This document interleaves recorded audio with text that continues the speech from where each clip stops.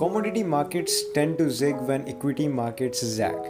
इस कोड का मतलब है कि जब आपको इक्विटी मार्केट्स के अंदर ज़्यादा अच्छे रिटर्न्स नहीं देखने को मिलते, इक्विटी मार्केट्स बहुत ज़्यादा वोलाटाइल हो जाती हैं, उस टाइम पर आपको कमोडिटी मार्केट्स में भी थोड़ा बहुत प्ले करना चाहिए। तो आज की इस वीडियो में मैं एक ऐसे ही स्टॉक के बारे में बात करने वाला हूँ जो मैं आने वाले 6 महीने से लेकर 1 साल के लिए बिल्कुल भी सेल नहीं करने वाला। Basically in this video I am not giving you any recommendation to buy this stock और sell this stock. I am just sharing my own opinion that what I am doing in my portfolio. A lot of events have taken place one by one. For example, first of all there is war. Secondly, यहाँ पर fade ने interest rates increase कर दिए। Third चीज़ आ जाती है कि यहाँ पर आपको कमोडिटी साइकिल बहुत ज़्यादा ग्रो करता हुआ नज़र आ रहा है। बहुत ज़्यादा डिमांड बढ़ चुकी है इस टाइम पर। इन्फ्लेशन बहुत ज़्यादा इंक्रीज हो चुकी है। तो इतनी सारी चीज़ें मार्केट में इकट्ठी हो चुकी हैं। तो यहाँ पर आपको कुछ स्पेसिफिक टाइप की कंपनीज़ हैं जिनके अंदर आपको इन्वेस्टमेंट करनी चाहिए। So first of all let's see that what kind of companies you should invest your money into. First comes here is commodity. आपको कमोडिटी के अंदर जरूर जाना चाहिए। You should look for the commodities that have a higher demand in the market but the supply is going very low. It means that वहाँ पर shortage जहाँ पर पैदा होती हुई नजर आ रही हो, उन कमोडिटीज के अंदर आपको बाइंग करनी चाहिए। At second, shortage companies. जिन कंपनीज के प्रोडक्ट्स की बहुत ज़्यादा शॉर्टेज हो रही है, डिमांड बहुत ज़्यादा है, फर्स्ट वाले पॉइंट से रिलेटेड ही। फॉर एग्जांपल आप यहाँ पर पेट्रोल डीजल को देखें तो यहाँ पर क्या हो सकता है कि आप कमोडिटीज़ के अंदर क्रूड ऑयल में बाइंग कर सकते हैं, बट यहाँ पर हम स्टॉक्स की बात कर रहे हैं। At third, fast moving consumer goods. FMCG companies को बिल्कुल भी कभी भी कमी नहीं होने वाली, because these are some specific items that are to be bought in the regular life. इनके बिना हम सर्वाइव ही नहीं कर सकते। तो ये कुछ स्पेसिफिक टाइप की कंपनीज हैं जो प्रेजेंट सिनेरियो में मुझे लगता है कि जिनके अंदर इन्वेस्ट करना काफ़ी अच्छा रह सकता है। So moving on to the topic, I am going to talk about a company that is belonging from a sector that is in very high demand at present. So the company belongs from the steel sector. Steel sector में आप देखेंगे the demand is going very high. So most of you would just skip the video और stop the video after watching the name, but I would advise you that please watch the video till the very and, because यहाँ पर जो important points हैं that क्या reasons होने वाले हैं buying के और क्यों बाय करना चाहिए, वो आप अगर मिस कर देंगे सो आप वीडियो का जो इंटीग्रल पार्ट है उसे मिस कर जाएंगे। So let's talk about the reasons that why steel companies are to be focused at present. First thing is the supply glut. यहाँ पर सप्लाई बहुत बुरे तरीके से डिसरप्ट हो चुकी है स्टील की, अगर आप देखेंगे तो। So basically Russia and Ukraine together account for 37 million tons of steel export. 9% of the global trade is done through Russia and Ukraine's export. तो वॉर की वजह से आपको देखने को मिल रहा है कि सप्लाई चेन के अंदर बहुत ज़्यादा शॉर्टेज आ चुकी है। सो दैट इज़ वाई अब यहाँ पर क्या होने वाला है कि जो ये डिमांड है स्टील की, ये ज़्यादा से ज़्यादा मीट करी जाने वाली है इंडिया एंड चाइना से। These are the two big players after Russia and Ukraine into this market. So the second reason to buy this company at present is that the prices in Europe are going very high, way higher than we can think. In India, the prices are 15,000 rupees per ton lower than in Europe.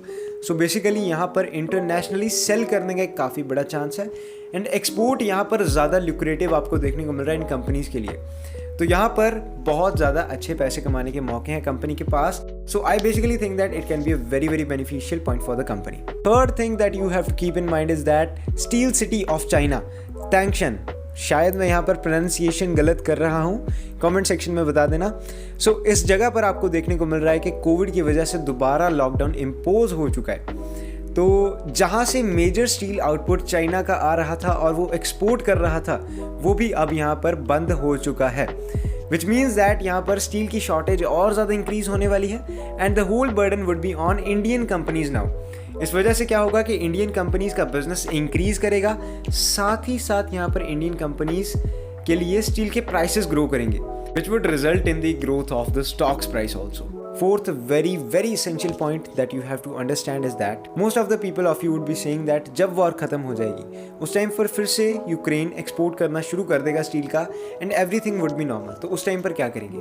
But the thing is यहाँ पर Ukraine में जो भी बड़े damages हुए हैं उस time पर आपको क्या देखने को मिलेगा कि Ukraine would be the biggest importer of steel. यहाँ पर यूक्रेन को स्टील इम्पोर्ट करना पड़ेगा पहले। इट मीन्स दैट जब वॉर ख़त्म भी हो जाएगी उसके 6 से 8 महीने के बाद तक भी आपको सप्लाई चेन डिसरप्टेड ही देखने को मिलेगी। मोरओवर रशिया से बहुत सारी कंट्रीज अब नाते तोड़ रही हैं। They basically do not want to import any kind of raw material from Russia, so that is the one reason कि रशिया यहाँ पर अब पीछे ही रहने वाला है इन सभी चीज़ों के अंदर। So the thing is Ukraine को भी रिकवर होते हुए बहुत ज़्यादा टाइम लगेगा, so that is why Indian companies are to be focused a lot at present. So basically because of all of these macro factors, I am planning to buy Tata Steel. Most of you would be saying that Tata Steel is already 25% up from its previous low. So why are you buying this stock? The thing is, the macro factors that you are seeing in the market is very, very strong. इनकी वजह से आपको steel के prices नीचे आते हुए नहीं देखने को मिलने वाले. So because of all these strong macro factors in the market at present, we would be seeing something reflected in the stock's price also.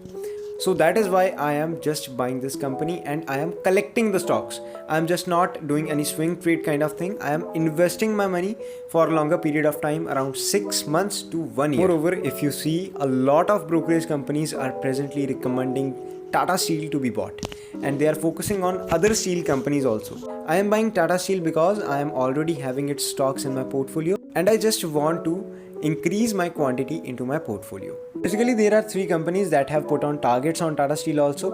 So 1390 is the target put by Kotak and IIFL Securities. Second target is of 1460 rupees that is put by ICICI Securities. One more thing to keep in mind is that this video is not any investment advice. I am just telling you about my portfolio and what things I am doing. I am just telling you that what I feel presently about the market and the stock. तो यहाँ पर आपको video कैसी लगी please ज़रूर बताइएगा. More over अगर आपको इन्फॉर्मेशन अच्छी लगी please do subscribe the YouTube channel for more videos like this. I am also running Instagram handle where I am uploading reels and day to day information about stock market. Please do follow me there and support also. Thank you friends, मिलते हैं next video के अंदर. Till then bye bye.